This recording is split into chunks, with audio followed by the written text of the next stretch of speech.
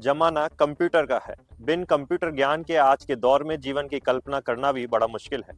इसी को देखते हुए पिछली गहलोत सरकार ने राजस्थान कर्मचारी चयन बोर्ड के माध्यम से साल 2022 में बेसिक और वरिष्ठ कंप्यूटर अनुदेशक के पदों पर भर्ती के लिए परीक्षा आयोजित की थी। इन अनुदेशकों का काम था कि सरकारी स्कूलों में कंप्यूटर शिक्षा से स्टूडेंट्स को परिचित करवाना और विद्यालय से जुड़े कार्यों का डिजिटलीकरण करना।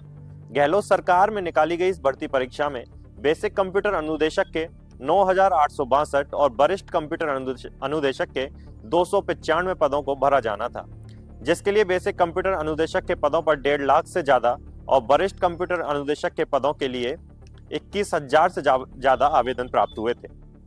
परीक्षा 18 और 19 जून 2022 को आयोजित की गई थी। इस भर्ती परीक्षा में 40% कट ऑफ मार्क्स रखा गया था, जिसमें 5,847 उम्मीदवार पास हुए थे और बेसिक कंप्यूटर अनुदेशक के 4,015 पद खाली रह गए थे। जिसके बाद सरकार के खिलाफ विपक्ष के नेताओं ने आवाज उठाते हुए कहा था कि अगर सरकार शेष पदों पर अंकों में छूट देकर सभी पदों को नहीं भरती है तो आंदोलन किए जाएंगे। खैर, ये धमकियां तो कोरी साबित हुई और समय आते ही प्रदेश में सत्ता परिवर्तन हो गया और अब बीजेपी की सरकार बन गई, जिसका नेतृत्व भजनलाल शर्मा कर रहे हैं। नए सीएम और नई सरकार के नेतृत्व में शिक्षा विभाग की ओर से एक आदेश निकाला गया, जिसमें शेष कंप्यूटर अनुदेशक को अनुबंध यानी संविदा आधार पर भर्ती करने का प्रस्ताव रखा है, जिसे लेकर अब विरोध हो रहा है। ऐसे में बड़ी उम्मीदें रखकर कंप्यूटर अनुदेशक परीक्षा की तैयारी में जुटे युवा सरकार के इस फैसले से नाराज नजर आ रहे हैं। बीते दिनों इसे लेकर प्रदर्शन भी किए गए, लेकिन सरकार की तरफ से कोई उचित आश्वासन उन युवाओं को नहीं दिया गया। इसी बीच अपने आप को ठगा सा महसूस कर रहे उन युवाओं का आरएलपी सुप्रीमो और नागौर सांसद हनुमान बेनीवाल का साथ मिला। बेनीवाल ने भजनलाल सरकार को चेतावनी दी कि यदि कंप्यूटर अनुदेशक भर्ती नियमित नहीं निकाली जाती है तो वे युवाओं को साथ लेकर आंदोलन भी करेंगे। बड़ी संख्या में आईटी बेरोजगार इसे लेकर पूर्व मुख्यमंत्री अशोक गहलोत से भी मुलाकात कर चुके हैं।